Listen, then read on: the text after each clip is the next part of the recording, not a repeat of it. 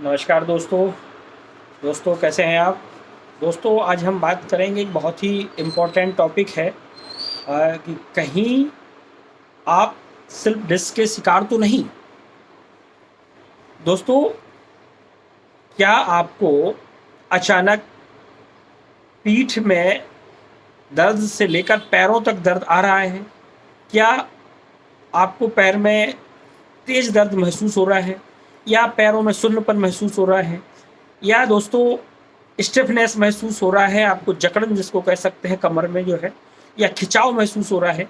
अगर ये लक्षण इस तरह के हैं तो डॉक्टर इस कंडीशन को स्लिप डिस्क होने का एक इंडिकेशन है, ये संकेत है। दोस्तों आज हम इसी टॉपिक पर बात करेंगे। दोस्तों मेरा नाम है डॉक्टर बी.के. निरंजन, वरिष्ठ परामर्श चिकित्सक। आप सभी का हमारे चैनल सेहत संवाद विद डॉक्टर निरंजन में हार्दिक स्वागत है। दोस्तों आजकल आपने देखा होगा कि कमर दर्द और पीठ दर्द की शिकायत जो है बहुत आम हो गई है।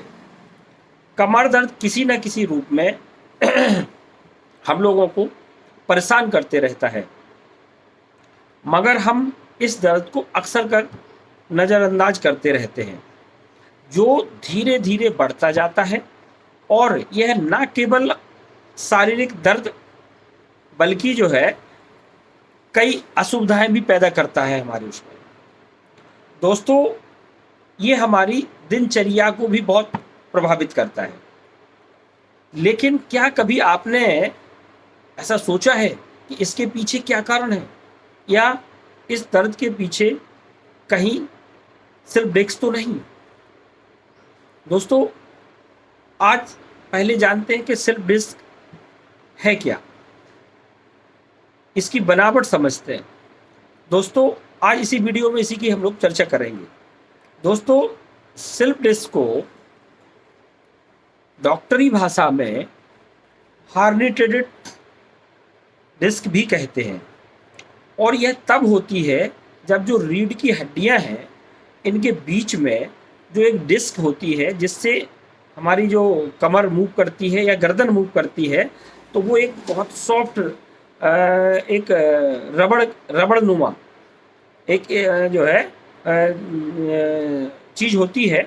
वो हड्डियों को एक दूसरे से, जैसे ये हड्डियां हैं, इनको एक दूसरे से हड्डियों को टकराने से बचाती है और मूवमेंट लाती है, और यह हड्डियों को ताकत भी देती है, और कमर को या शरीर को या पैरों को जो है ताकत महसूस कराती है। ये हमारी जो वर्टिब्रा होती हैं, पीछे जो रीढ़ की हड्डी जिसको बोलते हैं, ये दो जगह से मूवमेंट होता है। एक तो सर्वाइकल जो गले से, दूसरा कमर जिसको लंबर बोलते हैं। तो ये L1 से लेकर L5 और S1, और ये जो हमारा जो सर्वाइकल होता है ये हमारा जो है C1 से लेकर के जो है C7 तक जो है इसके चांसेस रहते हैं जो मूवमेंट होता है। दोस्तों अब हम लोग समझते हैं कि वजह क्या है, कि ये जो स्लिप डिस्क है, ये जो स्लिप डिस्क की वजह क्या है, क्यों होता है ये, इसके बारे में आज हम लोग अभी बात करते हैं। दोस्तों स्लिप डिस्क के कई कारण हो सकते हैं। इनमें से कुछ आपकी जो डेली रूटीन की, जो रोज़मर्रा की हैबिट है, उनसे जुड़ा होता है, जिसमें सबसे बड़ा कारण है कि गलत तरीके से बैठना या झुकना। इसके अलावा भारी सामान उठाना, खासकर गलत ढंग से, जिससे कि डिस्क पर हमारे एक्स्ट्रा जो है दबाव पड़ता है, या जब हम सड़क पर चलते हैं तो गड्ढों में झटका लगना, या जीना जब चढ़ते हैं तो तेज़ी से जीना चढ़ना। ये हमारे कुछ ऐसे महत्वपूर्ण कारण हैं जिनकी वजह से ये जो है दिक्कत हो सकती है। दूसरा दोस्तों, बढ़ती उम्र भी इसका एक अहम कारण है, क्योंकि जब उम्र बढ़ती है तो हमारा जो डिस्क है उसका जो उसमें जो लचीलापन है वो कम होने लगता है। दोस्तों मोटापा भी एक कारण हो सकता है।